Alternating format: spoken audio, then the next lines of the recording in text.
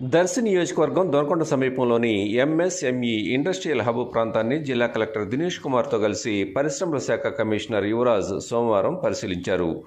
పరిశ్రమల ఏర్పాటుకు అవసరమైన నీటి వసతి, రవాణా సదుపాయాలు, ఇతర వనరుల గురించి ప్రభుత్వానికి సమగ్ర నివేదిక అందజేయడం జరుగుతుందని తహసీల్దార్ ఎం సువర్ణ తెలిపారు. ఆర్డీఓ, ఇతర రెవెన్యూ సిబ్బంది కలెక్టర్ వెంట ఉన్నారు.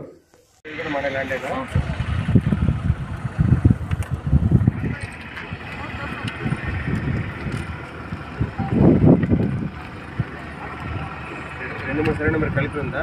294 మాత్రమే అంత ఉందా? 4 ఇది 261.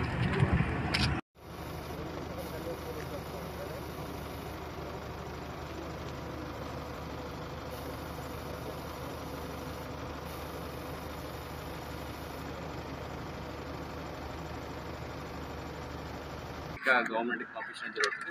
Central government and state government కలిపి ఏరియాస్ ఎట్లా డెవలప్ చేయాలని కూర్చిన పాలసీ డెసిషన్ తీసుకుంటారు. ల్యాండ్స్ ఇదే కదా, సో ఇండస్ట్రీస్కి కానీ ల్యాండ్స్ చూపిస్తున్నాం. వాళ్ళకి ఎట్లాంటి ఇండస్ట్రీస్ సూటబుల్ ఉంటుందో వాళ్ళు ఖచ్చితంగా వస్తారు. 5 సంవత్సరాలు దాటినాయి సార్.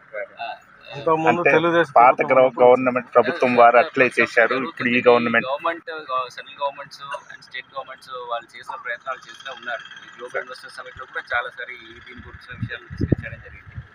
ఇండస్ట్రీస్ వాళ్ళకి కావాల్సిన లొకేషన్స్, వాళ్ళకి అడ్వాంటేజెస్ ఉన్నప్పుడు ఖచ్చితంగా వస్తారు. వాళ్ళకి కావాల్సిన అన్ని ఫెసిలిటేషన్ గవర్నమెంట్ చేస్తూనే ఉంటుంది. అంటే వలసలు పోవటం ఎక్కువగా ఉంది సార్ ఇక్కడ ఏరియా. ఒక 2 లక్షలు వరకు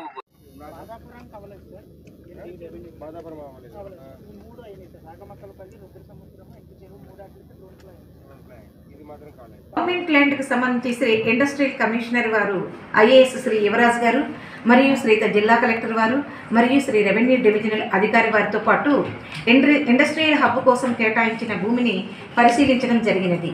భవిష్యత్తులో దొనకొండ మండలంలో ఇండస్ట్రీలు నిర్మించుటకు సరైన సదుపాయములు అనగా రవాణా, నీటి వసతి, ట్రాన్స్పోర్టేషను వాటిని పరిశీలించుటకు గాను ఇండస్ట్రీలకు అవసరమైన సదుపాయాల ప్రణాళికతో నివేదికను ప్రభుత్వంకు సమర్పిస్తారు.